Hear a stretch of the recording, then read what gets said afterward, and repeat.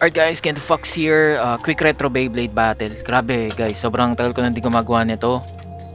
Medyo nakalimutan ko na nga sila eh. Pero yun, gagawa tayo ngayon ng quick battle. Sobrang raw na battle. Cyborg 2 laban sa Voltaic 8. So yun, isa to sa mga paborito kong AR talaga ever since back when dun sa aking terminated Beyblade channel. Ayaw niya mag autofocus guys. Bakit kaya? Ayun, okay. So, ito. Very obvious. Malapad yung kanyang AR. Tapos solid plastic pa to guys. Pero para manalo ka din kasi gamit to, kailangan early knockout talaga. Kasi naka to, SG flat. So, aggressive yung SG flat. Malikot siya. Yun, mabilis makaubos ng stamina kasi pag ganun eh. Kasi tumatama ka sa sa dingding ng stadium. So, yun. And on the other hand, meron tayo ditong Voltaic 8 na defense type. So, malaki yung weight difference nila.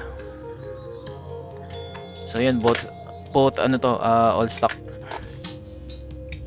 Pero kung mapapansin nyo, mataas yung Voltaic 8. So, mas malaki yung para sa akin yung advantage dito ng Cyborg 2 sa battle nila.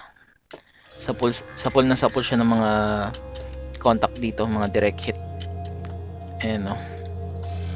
Sapul ng Voltaic 8. Pero yun, tignan na lang natin. Tagal ko na kasing hindi nagbabakot and shoot Beyblades.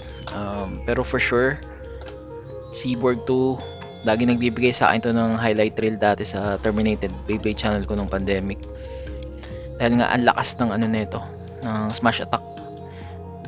Tsaka ng upper attack din against dito sa mga matatangkad na Beyblades. Dami kong highlight reel dati dito sa Cyborg 2 eh. At as far as I remember, nakalaban ko si Blade Bay X from Thailand and UK. Yun, ang ginamit ko itong Cyborg 2 na merong blade base ng galleon.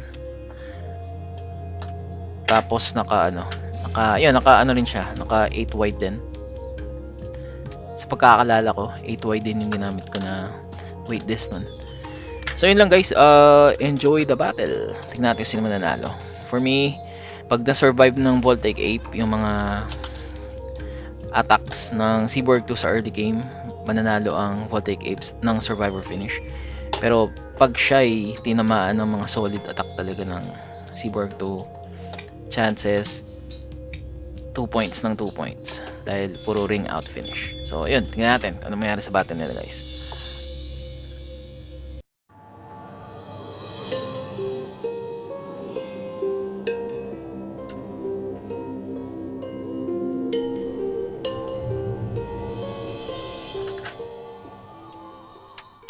Cyborg, go! Vortex Ape is more powerful than ever!